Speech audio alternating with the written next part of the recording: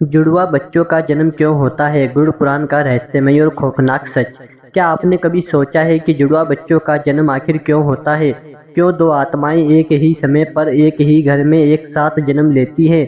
क्या यह केवल विज्ञान का चमत्कार है या इसके पीछे छिपा है कोई गहरा आध्यात्मिक रहस्य? प्राचीन हिंदू ग्रंथ गुरु पुराण में जन्म, मृत्यु और आत्मा से जुड़े कई रहस्यमयी रहस्य बताए गए हैं। इनमें से एक रहस्य जुड़वा बच्चों के जन्म से भी जोड़ा माना जाता है। गरुड़ पुराण और कई आध्यात्मिक मान्यताओं के अनुसार इस संसार में कोई भी जन्म बिना कारण नहीं होता।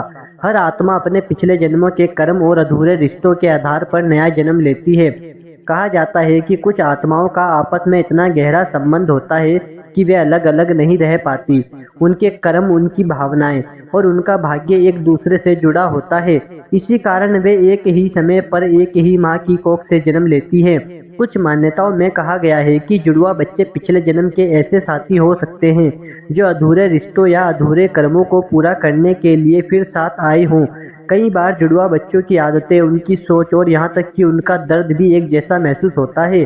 तो एक को चोट लगे तो दूसरे को भी बेचैनी होने लगती है। लोग इसे केवल संयोग मानते हैं, लेकिन आध्यात्मिक मान्यताओं इसे आत्माओं के गहरे संबंध से जोड़ती है। गरुड़ पुराण में यह भी कहा गया है कि आत्माएं जन्म लेने से पहले अपने कर्मों के अनुसार परिवार चुनती हैं। जिस घर में उन्हें जन्म लेना होता है वह पहले से तय माना जाता है। कुछ संत और आध्यात्मिक गुरु मानते हैं कि जुड़वा बच्चों का जन्म केवल एक जैविक प्रक्रिया नहीं बल्कि एक विशेष आध्यात्मिक घटना भी हो सकता है।